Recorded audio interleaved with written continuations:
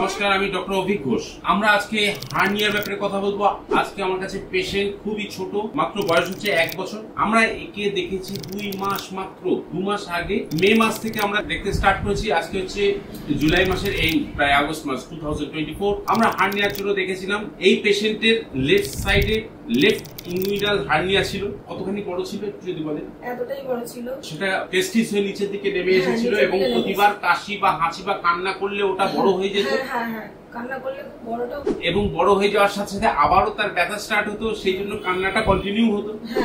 এইভাবে চলতে চলতে আপনারা যখন হসপিটালে দেখানো, হসপিটাল থেকে কিছু সাজেশন দেয়, যেটা হার্নিয়ার সাজেশন, সেটা হচ্ছে একটা অপারেশন, সেটা একটা টাইম পার করে একটা ব্যবস্থা নেওয়ার কথা হয়েছিল। ইন দি মিন টাইম আমার সঙ্গে দেখা হয়, আমরা দেখি জাস্ট মাত্র মে, জুন, জুলাই 3টি মাস, মানে আজকে এই হয়ে গেছে। গত মাসেই আমি প্রায় কমপ্লিট করে ফেলেছি, দেখেছিলাম। আর আজকের দিনটা দিয়ে হয়তো বা এন্ড করলাম। আজকে এই 3টি মাস মেডিসিনে আজকে আমরা দেখাতে চাই যে লেফট ইনগুইনাল হার্নিয়া বাচ্চাদের ক্ষেত্রে কিভাবে হোমিওপ্যাথি ওষুধ কাজ করে আর কি ওষুধ দিয়ে কাজ করে। এখান দিয়ে হার্নিয়াটা এসেছিল, লেফট ইনগুইনাল হার্নিয়া এখান থেকে এসে এই জায়গাটা এত খানিক নেমে গেছিল, ফুলে গেছিল এবং এতটা নিচ পর্যন্ত এসে গেছিল। আজকে কি কিছু বোঝা যাচ্ছে? বরঞ্চ আমরা রাইটটা জেনারেলি রাইট টেস্টিসটা একটু বড় থাকে, লেফট টেস্টিসটা একটু ছোট থাকে, কখনো এরকম হয়। তো আজকে সেই জিনিসটাই দেখতে পাচ্ছি। কোনো হার্নিয়ার সিমটমস আমরা পাচ্ছি না, পুরোটাই কিওর হয়ে গেছে। আপনি যখন এসে একটু বলুন যে জায়গাটা কতখানি ফোলা ছিল।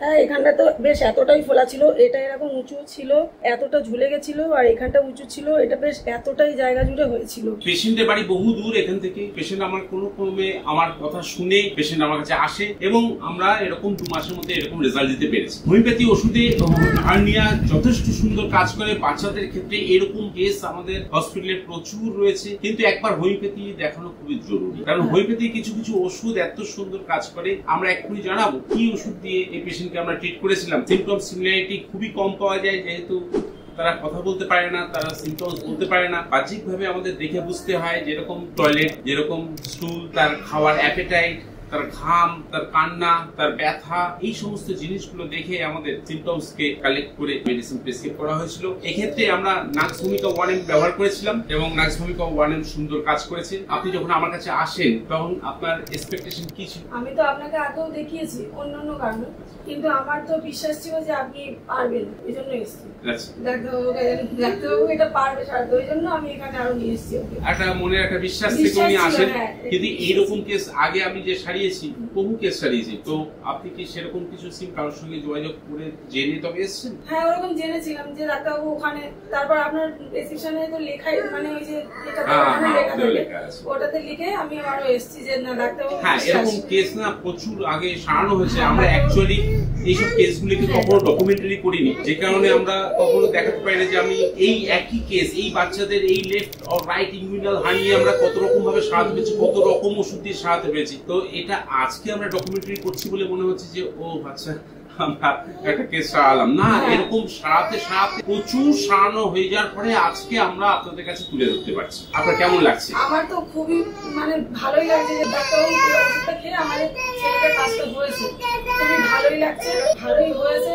আরো ডাক্তারবাবুর কাছে আরো আর খাওয়াতে চাই, আরো যেন ভালো হয়। না, আমরা আর হার্ডলি 1 থেকে 2 মাস আমরা ওষুধটাকে খাইয়ে যে সে টোটালি স্টপ করে দেবো। আমরা জাস্ট অবজার্ভ করছি, কখনো ওর যদি কোনো রকম বালজিং আসে, হাঁচি কাশি বা কিছু একটা হলে, তখন যে বালজিং যদি আসে কিনা সেটা একটা অবজারভেশন এই পিরিয়ডের মধ্যে করা হচ্ছে। আর সেকেন্ডলি এখনো সাপোর্ট দিয়ে যাচ্ছি, একটু পাওয়ারটা বাড়িয়ে স্টপ করবো, অবজার্ভ করবো যেন আর কখনো না আসে। আমার আশা, আমার পড়া কেস হোমিওপ্যাথি দিয়ে যখন এগুলোকে কন্ট্রোল করা হয়েছে যাদের যাদের ক্ষেত্রে, তাদের ক্ষেত্রে কখনো এরকম ফিরে আসতে দেখিনি একবার সেরে যাওয়ার পর।